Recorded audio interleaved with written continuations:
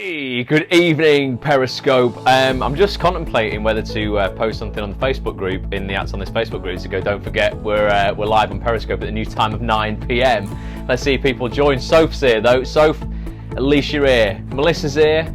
I'm going to give Girly Whirly's here. It's all right, the crew is here. Phew, because I just thought, I wonder if people have forgotten that it's not 10 o'clock anymore, it's 9 o'clock for the Periscopes. And yeah, would I be talking to myself? Jennifer Hannah is here. No, it's all right. There's quite a few people joining. Good evening. Hey, everybody. How are we doing? It's the start of a brand new week. I hope everybody's week has started well. Good evening, Girly Whirly. For those who don't know me, or for those who are watching on the replay, or just watching this on their Twitter feed, because I've just popped up somewhere, you haven't got a clue who I am. My name's Ross. I'm an actor and voiceover artist from Manchester in the UK, and I scope on a Monday night and a Wednesday night. On a Monday night, which is tonight, which is now at the new time of 9 PM, not 10 PM like we used to do it, I do something called Motivation and Mind Hacks, which is exactly that. Tonight we are looking at really how to hack failure in order to have more success. Now, I loosely coat it with the acting industry because I'm an actor and a lot of people watching are actors, but all of this stuff applies to anybody, whatever walk of life, job, person you are. So that's tonight, and then on Wednesday night we do a book club as well, and we study a book for a month, look at 1 or 2 chapters a week for that 4-week period, and then if you want to buy, read the rest of the book, you can go and buy it. But you can sit there tucked up on your sofa with a coffee or hot chocolate, and I'll read you the book, and you will learn some personal development. It could be, mind hacks, motivation hacks, productivity hacks. It could be directly related to the acting industry or not, but it's worth watching regardless. So let's give people a few minutes to join before we get cracking on this. I'm going to tell you the background of tonight's scope, but before I do, let me know what you've been doing. What have you been up to? How's your week begun? Nina56 is in the house. Good evening, Nina. Good to see you joining. What's your Monday brought? And did you all have a good weekend? Did you get uncomfortable? We spoke about booking something in last week on last week's scope to help us become more comfortable with being uncomfortable. Like I told you at the time, I've booked to speak at a breakfast business meeting all about the science of success, something that I've not really done in a business setting before. I've done a lot in the acting industry before, but not in a business setting. I'm going to get uncomfortable, and I'm going to get more comfortable with being uncomfortable. So yes, I'm going to do it. I do that next Wednesday the 12th at 9 AM at a venue called On the 7th in Media City, UK. If you're in the north, come and get involved, come and have breakfast with us, and I'll give you a bit of science of success, which will be good. What else has everybody been doing though? You're all quiet. You've all said hello, but what have you been up to? The hearts are coming through, so that's good. Yeah, if you're new at Periscope and you don't know how to use it, if you like what's going on, you can tap the screen and give some hearts. You'll have a different colour. It doesn't mean I get anything special off Periscope, but it's just nice that I know people at least think that what I'm saying is relevant and they're enjoying themselves. Nobody's saying what they've been doing, so I'll take that as you've been. Oh no, they are. As you know, watched Tom's interview today and emailed Daniel Edwards today to touch base. Excellent, Nina. So I did an interview with Tom Sherry, an executive producer from Red Production Company here in Manchester. They make Happy Valley, Scott and Bailey, ITV's new Paranoid. If you're an actor, if you're a viewer, TV viewer, you'll know these shows. Did an interview with Tom. That's available on the website that I run for actors called Act On This. You can see that at actonthis.tv right now. It's the first thing you'll see on the homepage. And good on you, Nina, for following up. So Nina then emailed the casting director I've had on before called Daniel Edwards. Feature film casting today, says Soph. Met loads of great actors whilst waiting. Excellent work. Good stuff. Yeah, when you go to auditions, not all the time, like throughout the entire time you're waiting before your audition, speak to the other people in there. Try and get a bit of gossip, what they've been up to, make some connections. Don't do it if you're just about to go in. Get yourself in the zone. But if you want to, because if you want to slyly sabotage their auditions, make sure you do talk to them until the minute they go in. Not that I would ever do that. I don't recommend that. Might have done it once or twice. But yeah, when you're about to go in, keep quiet, keep stum. Don't let anyone distract you. Get in the zone and focus. So that's great. Good news. Thanks for sharing that. So tonight's scope, guys, was kind of influenced by a few posts that I saw in the Facebook group today. Where's Fanny Compton when you need her? Fanny basically entered, she's normally on these scopes, Fanny entered a competition on Casting Call Pro for like the best monologue. Oh, look at that, as if by magic. Fanny is here. Good evening, Fanny. You just joined us. I was talking about you. So yeah, so Fanny she entered this casting called Pro competition for monologues, and a few other people in the Facebook group that we run do. If you are an actor and you're not in the Facebook group, come and join, facebook.com/groups/actonthisTV. And she's been trying, everyone's been trying hard to get votes for the last few weeks for their monologue, and they've gone through different rounds and that kind of thing. And then it ended today, but there were some technical issues last night with the voting system. And Fanny was saying she normally kind of like, is most active at night trying to get votes and sending emails out and stuff, and people couldn't vote for her. And she ended up coming second. Good chance, I've just finished crying, says Fanny. Well, there's no need, I'm going to show you. This scope is almost like a personal one for you tonight, Fanny. And for anyone else, I spoke to a couple of actors this week who didn't get parts that they thought they were going to get, they were up for. They got down to the last couple, and they felt like failures. And they were using that term, failure. And I noticed, like you used on the Facebook group, Fanny, before, loser. I came second, thus, aka the loser. And I was like, that is absolutely not the case at all. That would mean every athlete who ever won a silver medal representing this country in the Olympics was a loser. And we all know that is not the case. But top people say there is no second place on the losers. No, they don't. Idiots say that. Fanny. That people who have a scarcity mindset, who don't believe there is enough success out there for us all to enjoy, say that. That's what they say.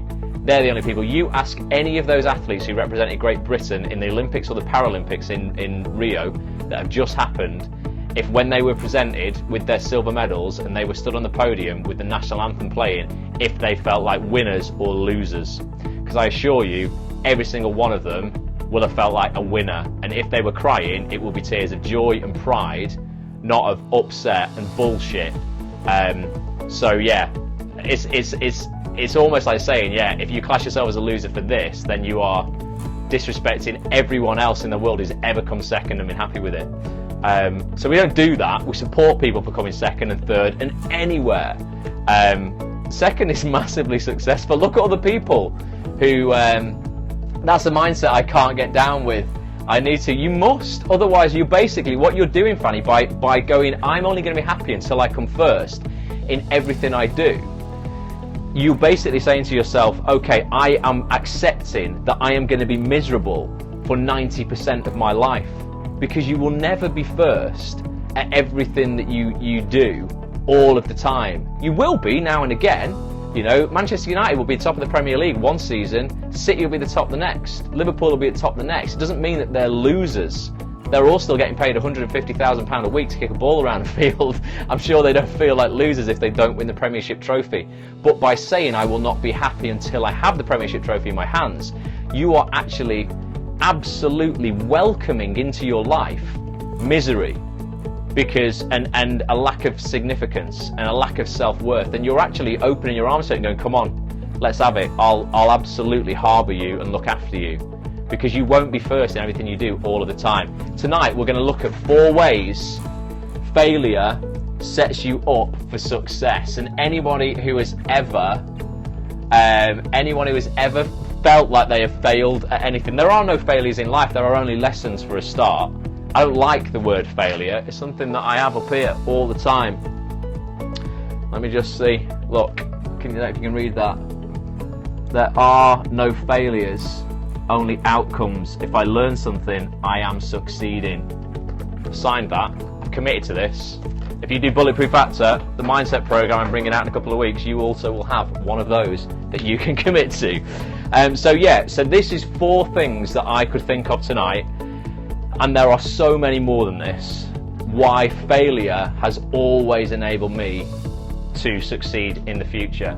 Learning opportunity, says Jen. That's what losers would say is my mindset. It's bullshit. As I say, it's disrespectful of anyone who's ever won a silver medal. Anyone who, someone comes second in anything, you're basically going, you're shit, doesn't matter.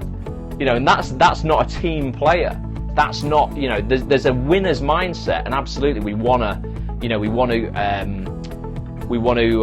cultivate a winning state of mind, but we don't want to cultivate it's me against the world state of mind. Everyone else is my competition, and there is only a finite amount of success in the world, that if I don't have it all, then I'm not going to have any. it's a bad outlook. It's a bad outlook. We need to change that. So, 1, these are the things that I think you might benefit from. So 1, right, failing at something, this is a mindset thing as well, basically can reaffirm that your goal is worth fighting for, okay? Accomplishments and goals mean absolutely nothing when they are easy and just given to you. Have you ever like tried, I don't know, maybe been on an obstacle course or an assault course, or you've tried, I don't know, a scary ride at a theme park or anything at all, and then you've gone around it and gone, oh, bit of an anticlimax really, it wasn't as hard as I thought it would be, it's kind of a bit rubbish, there was no excitement there was no thrill, there was no chase. You know, it's like, I don't know, asking the guy or girl of your dreams out on a date and then go, yeah, I'll marry you on the first date, and you go, oh, right, well, I thought it might have been a bit more exciting pursuing you than that. I don't know if that's necessarily what I want. This is kind of the case here. If your goals and your accomplishments, they don't mean anything to you if you are just given them. That's why I found it a hard pill to swallow, because I did work so hard. You did, but let's look at this and then let's focus on all of the work you did and the outcome that you got, not the failure you got, because you didn't. You got an outcome that was actually really very, very good. Having a goal worthy of you will lead you on to discover more about the greatness, about what greatness lies within you. So you have the opportunity to push through this failure and fight on in the face of a worthy adversary. It wouldn't be worthy if it was dead easy and you could just beat it straight away. This task is bigger than you, okay, and a feat, that will allow you to grow. Okay, what more could you ask for? It's the thing that you're after. And don't look at this as like this one event is the thing you're after, Vanna. You're after a successful acting career. This is a tiny minutiae in your journey of becoming a great actor or a great actress. And second place out of thousands of actors is a massive achievement. If you had won, you know, the outcome wouldn't have been that much better for you. You would have won those prizes, which are 3,000 quid worth of material things. I don't know how many of those things you might have used. I don't really know what the prize list was. But in terms of would your life be massively different if you came first or second, the answer would probably be no. And being seen by casting directors, well, which ones? Tell me which ones, and whether and what they could do for you, because you can apply to a casting director's workshop every day of the week and they will see you and it means nothing. Peter Hunt, okay, I can give you his email address, personal email address, and you can send him your show reel. He's got just as much chance of watching it. You know, you don't know if on the day that winner gets gets Peter to look at the show reel, if Peter's just paying it lip service or not, whether he's busy and got a million things on his mind. That's nothing. I've emailed him ages ago. So that's not really going to affect anything, is it? So Peter Hunt might have got to watch your show reel again, which he's probably already seen. It's a non-event. Give me something else that you missed out on by only coming second. So the first thing there, yeah, that first goal, you know, basically when you fail at something, you have an opportunity. And the opportunity, someone from Donmar, so that's so important to you, Fanny, you don't even know their name. You don't even know who it is, so it can't mean that much to you. Otherwise, you'd be like, "Oh my God, such and such a body from the Donmar warehouse is gonna see my show reel." I think the significance you'd have got from first place meant more to you than the things you would have got, and that's it. That's all it is. You just wanted that self-worth and that significance and validation that you are good enough.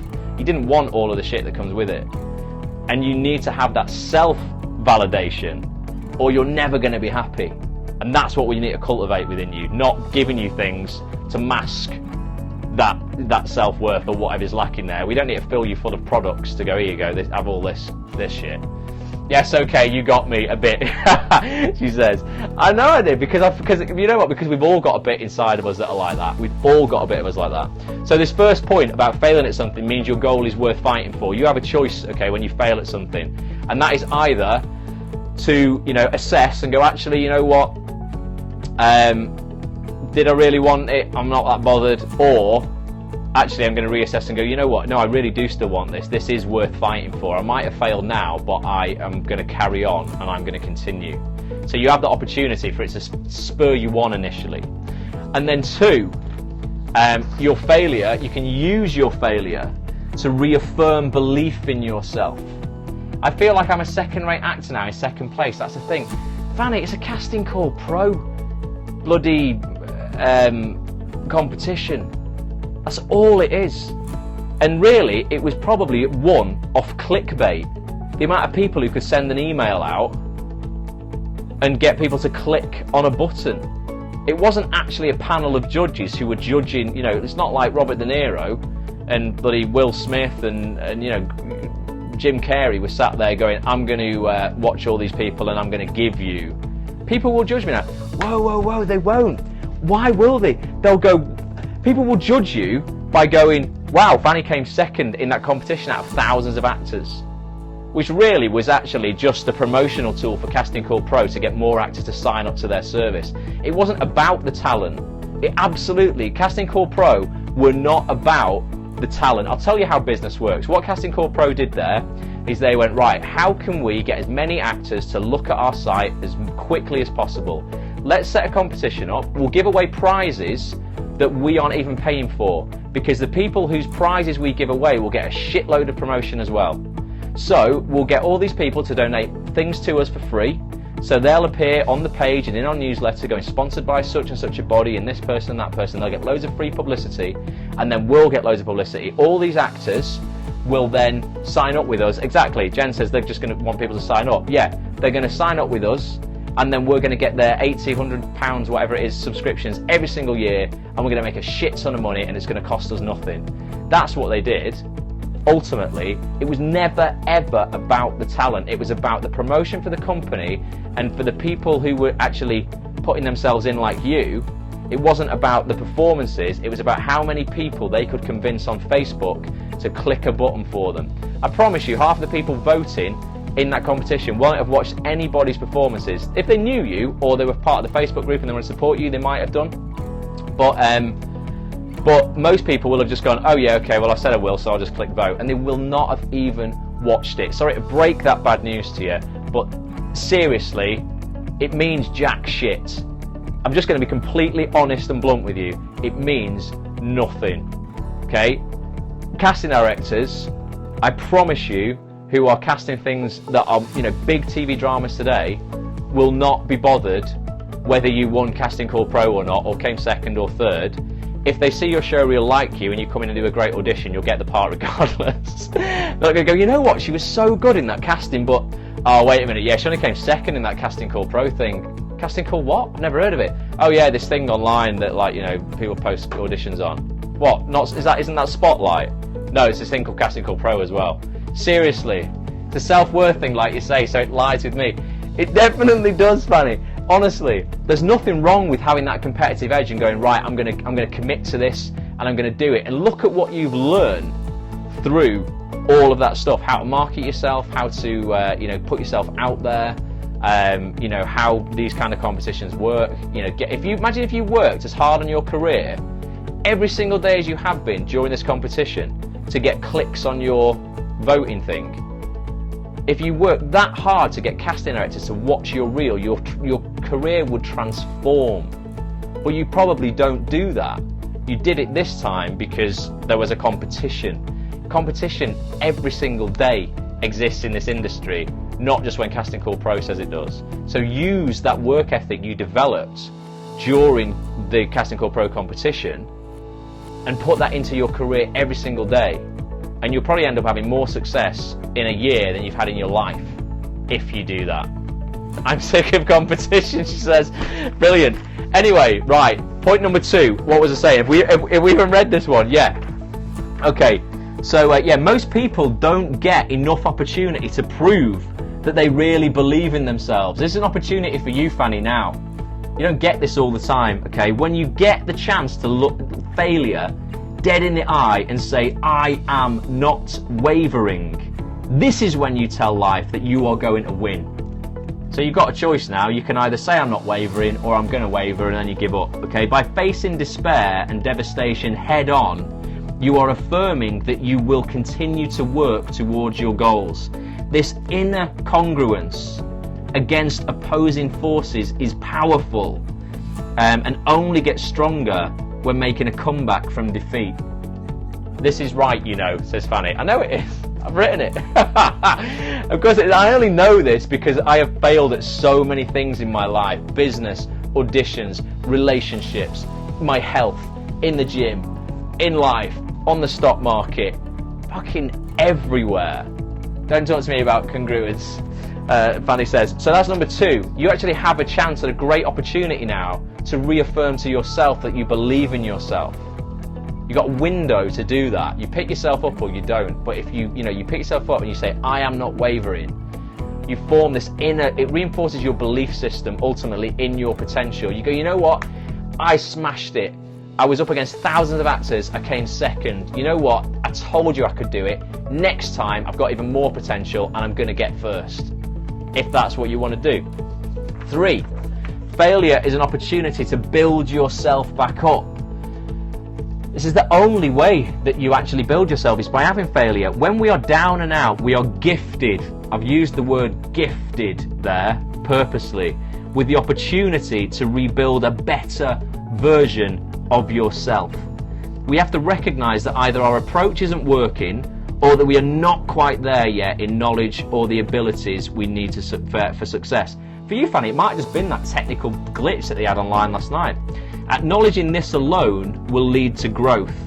If you fail and say, oh, well, everything was perfect and everything was right, I'm not taking any responsibility for it, that's not useful. You need to say, you know what, well, actually, my approach wasn't quite right. I shouldn't have been emailing people at night time, if that's the case. Because I think you said that the thing happened a couple of nights before, where the voting system broke on an evening as well.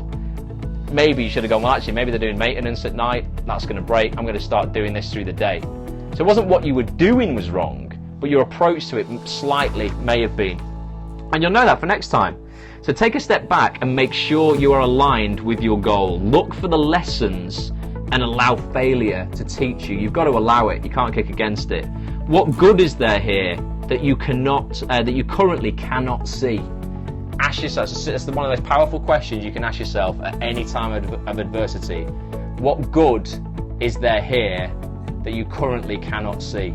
Because you will always find some good, even if it isn't blatantly obvious, but you must ask yourself that question. What good is there here that I currently cannot see? And in every situation you will find it.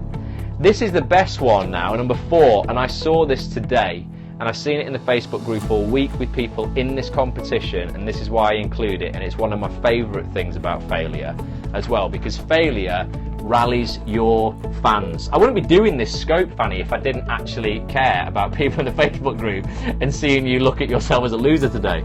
So haters will cheer for your demise, but your fans will rally, right? I am rallying this evening as fans of everybody in our Facebook group, okay? But you won't know how many fans you really have until you put yourself out there. And you did that. Some people never get to that point where they put themselves out there. If you fear failure and don't put yourself out there, then you fail to give your fans an opportunity to cheer for you. They want someone to believe in. When people see you fail and get back up, you inspire those around you to be more. And in the process, you become more. Leaders create leaders. So, anytime I've failed or something's not gone right in my life, whether it's massive and I've lost my dad, a family member died, or anything at all that's been negative, I've been in hospital or I've hurt myself or anything like that, the amount of people, even it's not really adversity, but when I had my birthday back in September, I had like 150 messages on Facebook from people, and I was like massively touched by going, oh my god, I didn't know I had this many fans around me who actually give a shit to take even a few seconds out of their day and say happy birthday to me. Because we go through our lives very egotistically sometimes, just worrying about ourselves and not noticing all these amazing people we have around us all the time. I try and be conscious of that, but I noticed today people rallying on your Facebook post and and congratulating you, and then all the people obviously that voted for you. You've got to be so grateful for those people and go, you know what, God, those people actually cared enough about me to go on that site and vote. Even if they didn't even watch my reel and they were just paying me lip service, they still did it. And that in itself is what you're missing out on here, I think. You should get shitloads of significance from that than the fact that, oh, I only got second. You wouldn't, it wouldn't have mattered. The things that really matter You won. You got anyway. The only things you didn't get were the shitty prizes at the end of it, and and Peter Hunter watch a show reel who's already seen it, and he's a top bloke, Peter. He's one of the nicest casting directors I've ever met. I'm sure if you send him your reel and say, Peter, I was second place and I was gutted that I didn't get a chance to see you or whatever, here's my reel, look at it again. He's absolutely genuine and sound. If you've not heard the podcast I did with him on actonthis.tv, listen to it. He's a brilliant, brilliant man. I've got a lot of time for him. So I want to end on this, guys. Okay, great quote. Failure should be our teacher, not our undertaker. Failure is delay, not defeat. It is a temporary detour, not a dead end. Failure is something we can avoid only by saying nothing, doing nothing, and being nothing. So the only way you're ever going to avoid failure is to literally sit in your room and do nothing with your life. The one thing I can guarantee you, if you are aiming for great success, if you're aiming to be great, aiming for greatness, is that you are going to fail. I can guarantee you that 100%. But with every failure in my life, I've come back stronger, and I've learned way more from that failure than I ever have from easy success. Really, really have. So really it's about a paradigm shift in your thinking and actually being grateful for the lessons failure has taught you. What good is there here that I currently cannot see? You'll always find that. And it's about, it's giving yourself that opportunity to reaffirm your belief in yourself, to go, you know what, I might not have quite hit it this time, but I've learned so much in the process. I'm so grateful for this opportunity, and next time I'm going to smash it. And I'm going to smash it by being the best version of myself. The worst thing you can do is find somebody who you want to be and just be a bad copy of them. Go, oh, great to be them, so I'm just going to go and be a bad copy of them. You've got to really just focus on you and be the best version of yourself. And go out there and do, give it your all next time. And next time you might get second place, but it doesn't matter. You'll learn something else again and again and again and again and again. And if that's the one thing that you want is first place in that competition, I'm sure you'll get it eventually.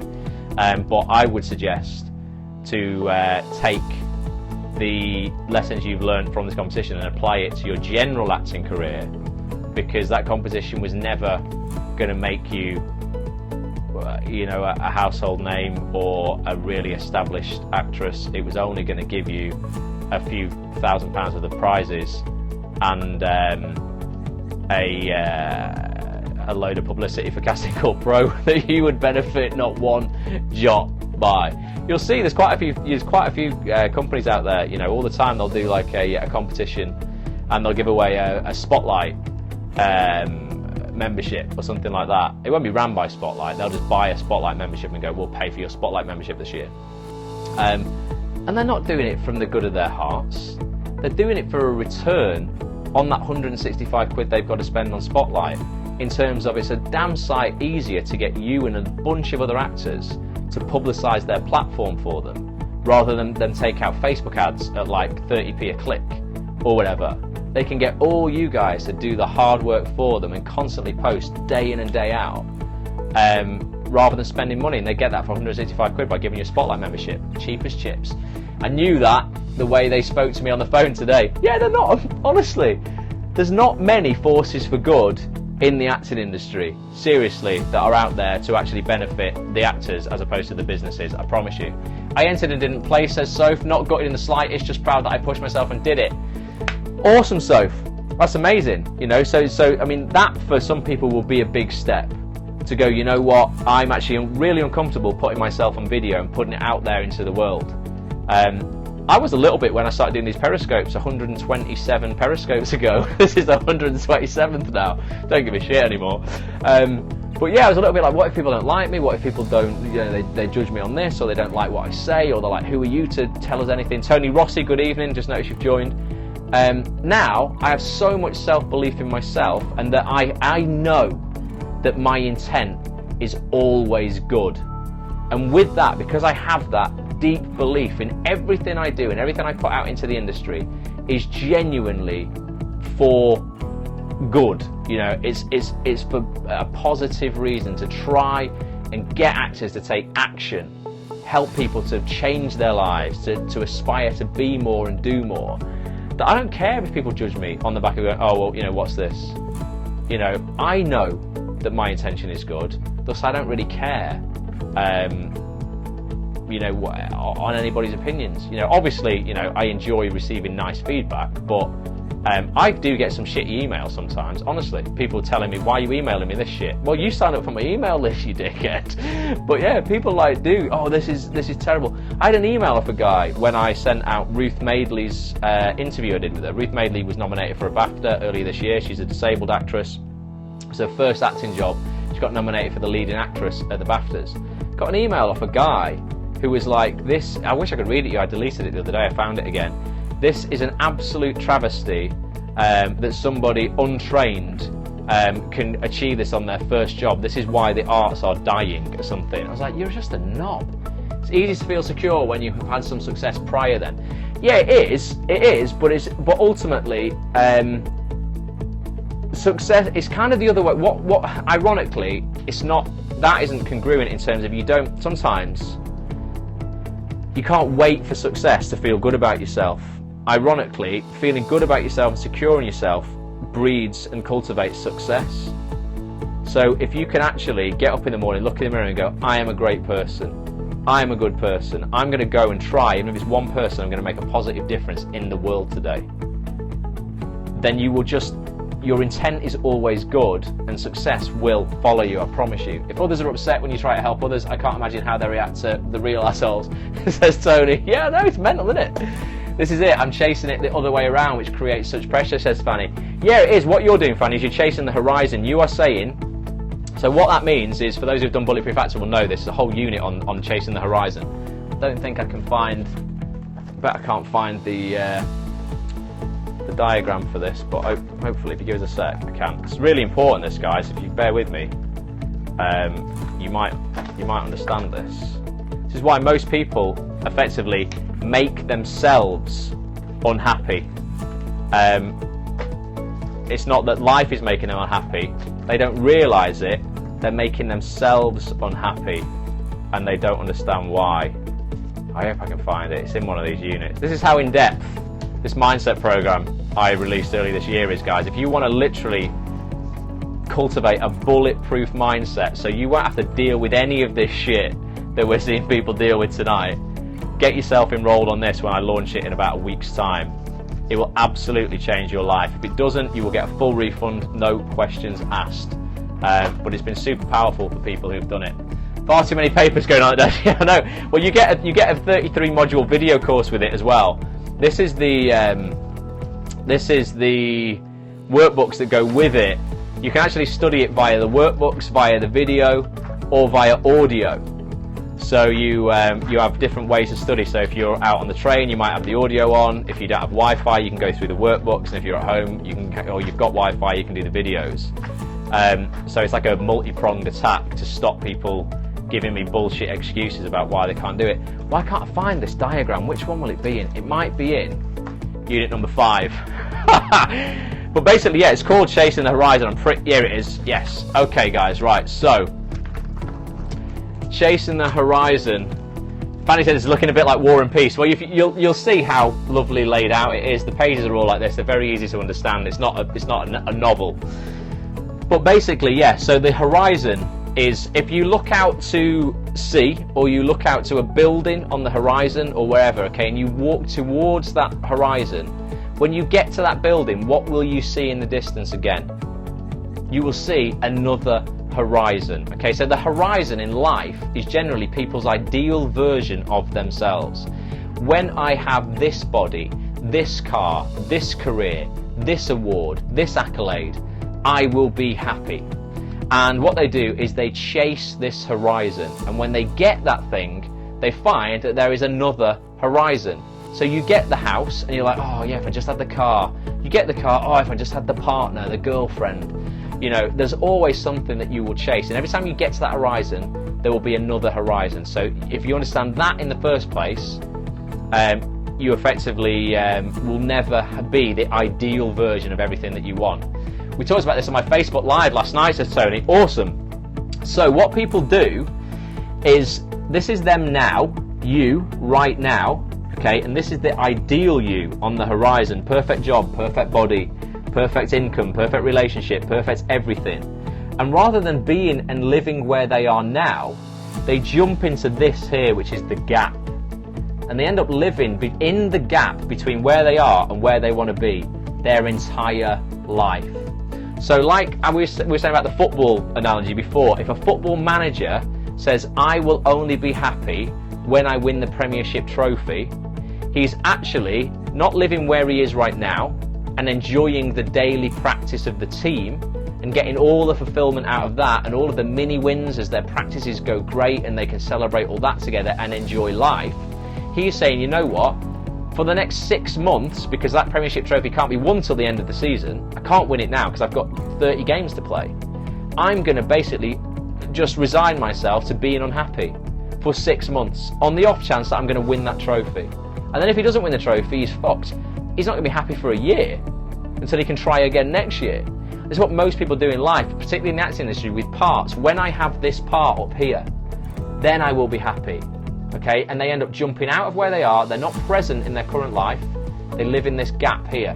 Now, the quickest way to bounce out of that gap, which is like a super quick version of this, I feel more it's judgment on the part of others as opposed to my own happiness, I think. Fanny, without sounding horrible, nobody cares more about you than you. Nobody cares more about themselves than themselves. They might give you their attention for 4 minutes of the day, but I promise you, every human being on this planet is thinking about themselves for that other 23 hours and 56 minutes. Alright? I promise you, they've got all their own shit. They're not judging you or, interested in you that much that they're going to take all that time out from themselves. Okay, so, bouncing out of the gap. The way to do this is you now, where you are. The way to bounce out of that gap is simply to turn around and look at you in the past. Okay? And then in this area, you'll see all your achievements. Take some time out to celebrate what you've already achieved and stop chasing perfection, which is impossible. So for you turn around and go, God, I got hundreds of votes or whatever you got in your CCP thing. What if you can't see you have moved on? Well, you've got some sort of dysmorphia because you started off that competition, Fanny, with no monologue, with no votes, with nothing. You created a monologue, you got through various rounds, each time winning a place. Soph didn't place, but she was happy that she just put it out there because maybe she'd never done that before and she was uncomfortable with putting stuff out there, okay?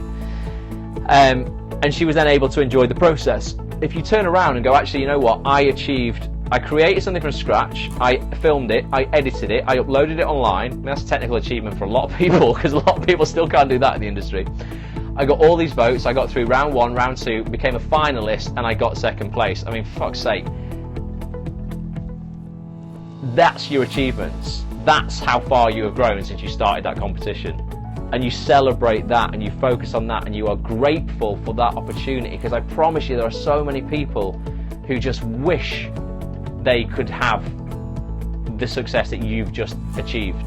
And by saying 2nd place is for a loser, you're saying anyone in the world who ever got 2nd place is a loser, and that is just not true. Making me sound like a bugger now. No, I'm not. I think it's just we get caught up in ourselves.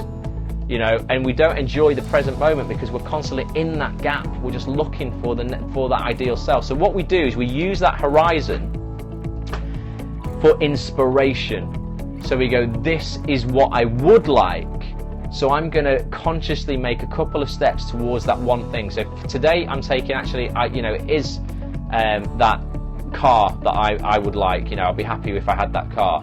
Well, let's not make ourselves consciously unhappy because we don't have it.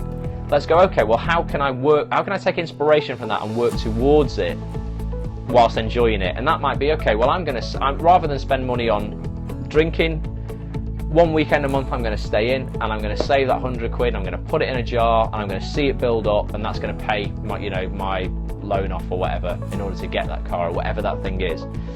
So we take inspiration from our ideal, and pull it towards us. We don't go to it or try and chase it. We go, how can I bring it towards me and into my life?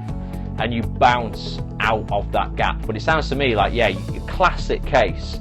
So many people in the Bulletproof Actor program earlier this year had this, where they were just living in this gap their entire life. And I'm going, I'm not surprised you are never fulfilled. I mean, like, ever. You know, and even if you'd have won, Fanny, I promise you, you'd have got some temporary significance. And in 2 weeks' time, when everyone had forgot about the CCP competition, you'd be like, right, now I'm chasing the horizon again. I need another boost, another injection of significance in my life. And like I say, when we become all right with ourselves, because we know our intent is always good, and we're putting great stuff out in the world, and we're helping other people, and you can look in the mirror and go, yeah, you know what, regardless of this accolade or not, I know I'm a great person. You'll be so much more fulfilled than not. And you'll still have rough days, obviously we all do. It's a battle every single day. But your state of being will be more up here as opposed to up, right down. Cloud 9, you know, crash right down. Back on cloud 9, crashing right down. Your state of being will go up, and then your troughs will still put you at like 70%, 80%. As opposed to coming right down to, like, you know, 20% on a bad day. Man, I think it's the first time I've smiled today after listening to this scope. Good. No, I'm glad. It is so, like, it's so normal. Your brain is actually doing its job perfectly. It's just wired for a world that we don't live in anymore. I do this all the time. It's why reading books and working with life coaches are non-negotiable for me, says Tony. Yeah, it is. You've got to fill your well up all the time, otherwise you've got nothing to give out. Absolutely. Reading is. There's never been a successful man on this planet who has not, you know, attributed that success to mentors, reading, and personal development, learning from other people. I bet that hiring Ross and Bulletproof Actor would do the trick too. Boom. Tony, get on the program. Get to bulletproofactor.com, sign up on the little email alert, and you're getting the early bird list. It only launches twice a year, this program. It's not available at any other time. It's available in February and October. This is only the second time I've launched it. We took 50 students through it earlier this year. 2 people, if you look in the Facebook group today, commented on a post that I made saying it was life-changing for them. Because it is. I mean, I promise you it is. This is not bullshit, money spinning, oh, hocus pocus, do this and you'll be fine. I mean, it took me a year to write this program. It took me 7 months to film it. It's basically everything I've learned about science-backed positive psychology over the last decade, well, 8 years roughly, put into a succinct program that will empower you to tear down all the limiting beliefs and all the bullshit in your life that's given you this need for this significance. And it's going to help you create a limitless life story for yourself that will build you up to the point where you're like in a peak state almost all the time. You know, you really will have a paradigm shift in your thinking. And yeah, I only ask for the most dedicated actors to sign up for it, because it's 5 weeks of my life if you have the VIP course that I personally mentor people, and I only want to work with people who want to put that work in. And that's why at the beginning I make everybody sign a declaration. Literally, Lesson 1, a declaration to become bulletproof. I signed this on the 6th of September 2015, and it says, before you embark on your bulletproof journey, I want you to commit to creating permanent positive change within yourself. Please read aloud the following statements before signing and dating the page below. This is the day you begin to transform your life and career forever. And the 10 points are: my past does not equal my future. There is always a way if I am committed. There are no failures, only outcomes. If I learn something, I am succeeding. If I can't, I must. And if I must, I can. Life happens for me and not to me. I promise to find great joy in little things, a smile, a flower, a sunset. I will give more of myself to others than anyone expects. I create my own reality and I'm responsible for what I create.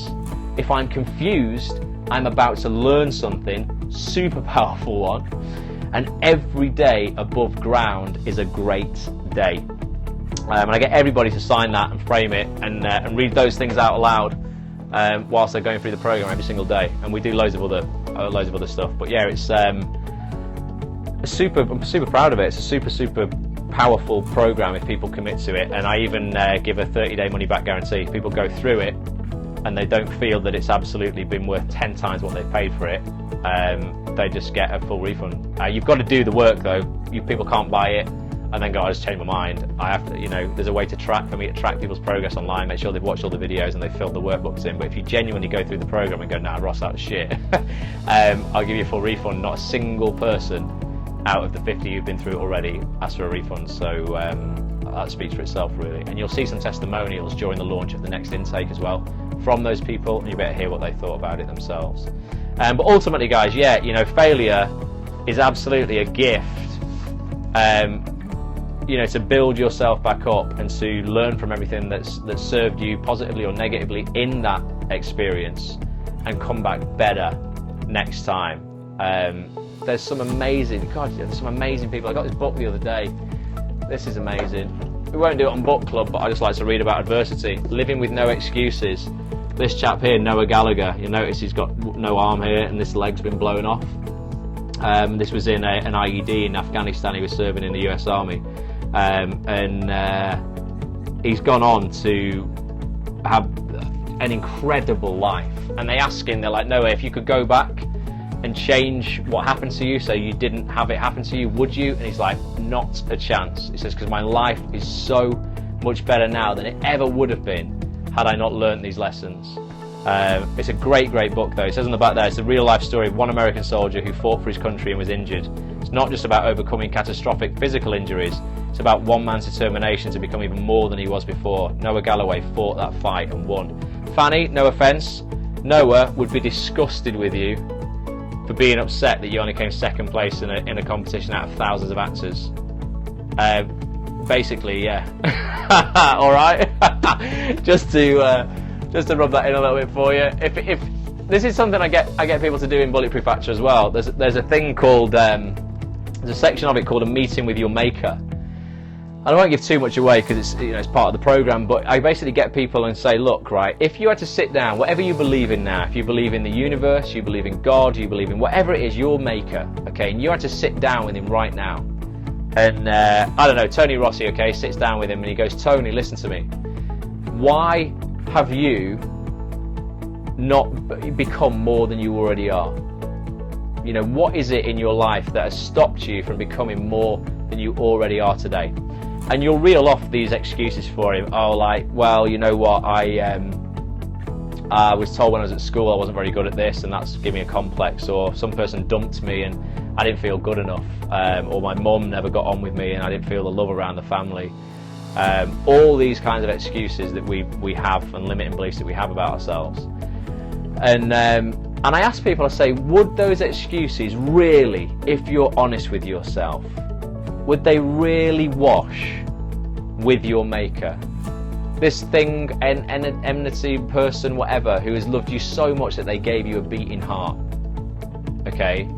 There's a miracle in itself. And this heart beats 10,000 times a day and enables 10 billion processes to happen in your body each and every day. An absolute gift. And when that stops beating, you are no longer here. Someone's loved you enough to give you that gift, and your excuse for not putting it to its best use is that someone told you weren't good enough or you didn't win a competition. You would be disgusted with yourself for giving those excuses. We all would, and there's definitely times in my life I go through it all in the course. I spill my heart out in this and tell people exactly all of my old limiting beliefs around myself, why I couldn't do things, and all of the bullshit excuses I used to make. You hear literally my entire life story in this, as well as two other people who, one you'll know is a famous actor who I know very well, another guy who's a mentor of mine. You hear both those stories as well. And I get people to become disgusted with their old limiting life story, because you would be if you heard yourself talk it back to somebody about why you haven't become more than you already are. You'd be like, actually, why? This is so much bullshit coming out of my mouth for why I'm not better than I am right now.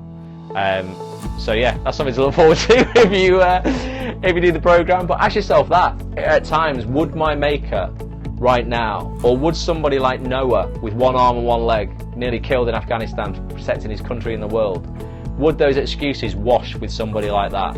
Would they go, all right, fair play, yeah, that's okay, I'll let you off? Or would they go, that's bullshit, that's just a limiting belief that you need to smash down?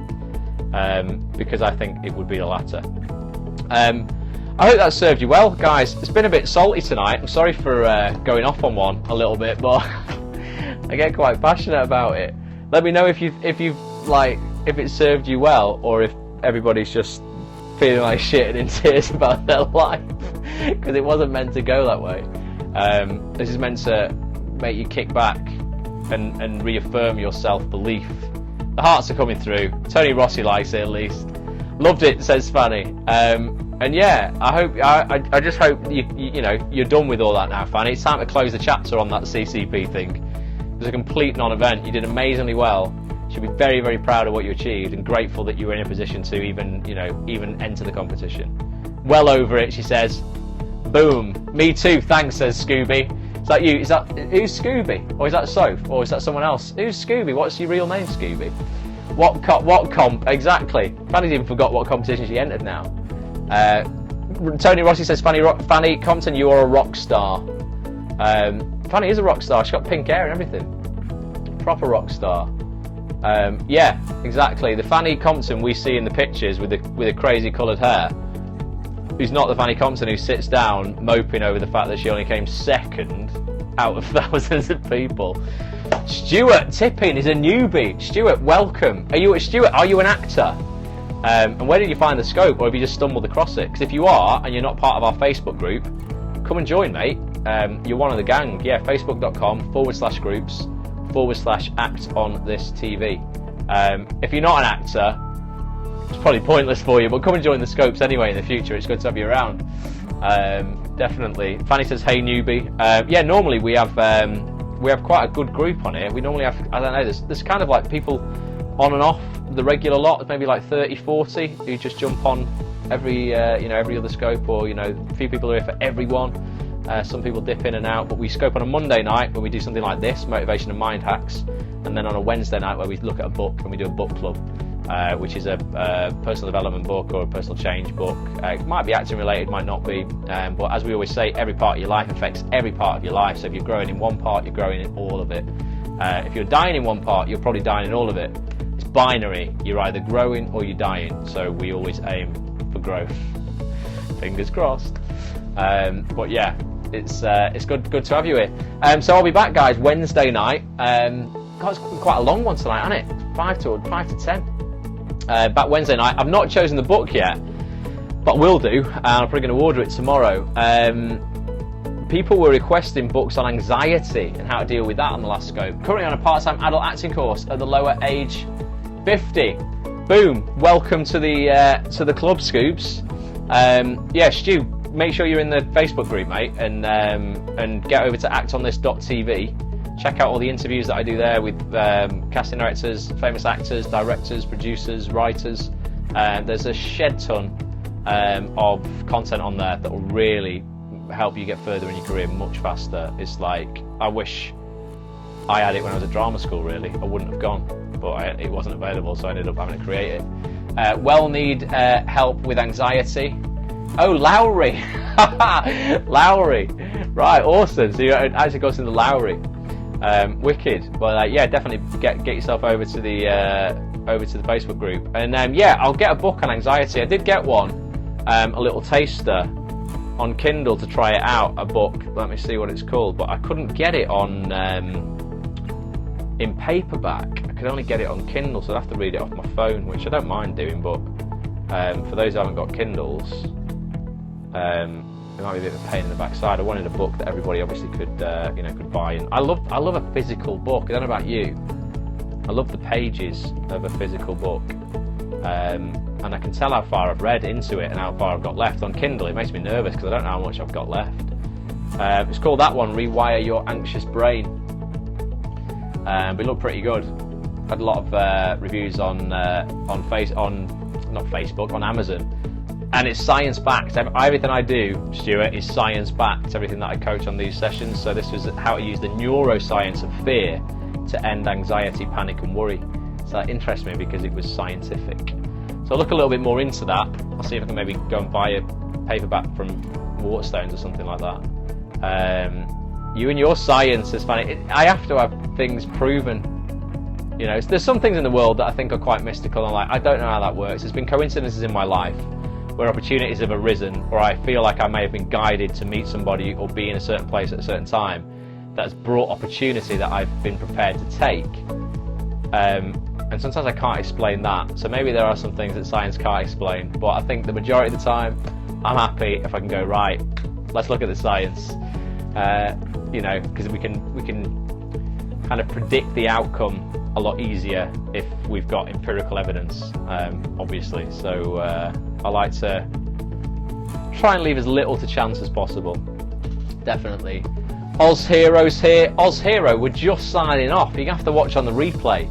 But it's been a cool scope about how you can use failure to fuel future success. If you're an actor as well, by the way, I wrote a article on a similar topic to this for The Stage last night, and that's going to be published towards the end of this month in The Stage. If you're not following @The Stage on Twitter, do that. And I think it's going to get published in their newspaper version and their online version, but it's titled How to Use Past Audition Failure to Fuel Future Audition Success. I think it's pretty good. It's just 3 small how-tos on there, so look out for that as well. So I'll be back on Wednesday night, guys. If you've enjoyed this, and like I say, you want to find out more about Bulletproof Actor, go to bulletproofactor.com. Registration is open to get on the early bird list for when I open enrollment, which will happen later this month. But I'm going to launch a little free mini course in the next few days.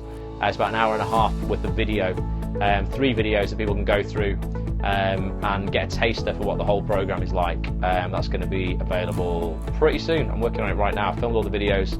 I'm just building it all out on the website at the minute. So yeah, check that out, bulletproofactor.com. Join us in the Facebook group, Act On This, facebook.com/groups/Act On This, and get yourself over to actonthis.tv and check out the main site as well. Thank you very much. Stu says, cheers Ross, love this. Thanks for joining us, mate. Come join us every week. Thank you so bloody much for this, says Fanny. Pleasure, Fanny. Thank you. Cheers, Sophie. Thanks for joining us. Tony Rossi, thanks for joining us. Jen, thanks for joining us. Everybody watching on the replay, thanks for joining us. Come and join us live next time. Follow me on Periscope @RossAGrant, and I will catch up with you guys very, very soon. Have an amazing Tuesday. I'll see you Wednesday, and yeah, go and make shit happen. All right, boom, go and be great. See you. I know you said see you for now. They got the tagline wrong. Bye for now.